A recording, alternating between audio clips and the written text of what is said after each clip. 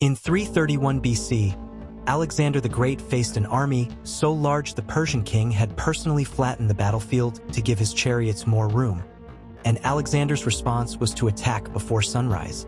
Darius III, king of the Persian Empire, had already faced Alexander once and barely escaped with his life. This time he assembled every soldier his empire could produce, from India to Egypt. His generals urged Alexander to attack at night, to use the darkness to neutralize the Persian numbers. Alexander refused. He said he would not steal his victory like a thief. While his army slept, Alexander walked alone through the camp, checking positions, speaking to soldiers, completely calm on the eve of the most important battle of his life.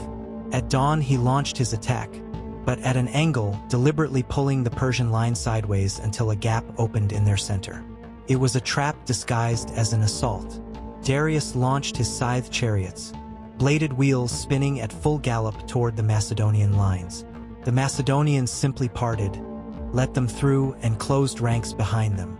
Alexander personally led the charge into the gap, riding directly toward Darius through a wall of soldiers, close enough to hurl a spear at the Persian king himself. Darius fled the battlefield for the second time, abandoning his army, his mother, his wife, and his daughters. The moment he turned and ran, his entire empire began to collapse. Darius would never raise another army. Months later, hunted and abandoned by his own men, he was stabbed to death by his own generals in a ditch on a roadside, still wearing his crown.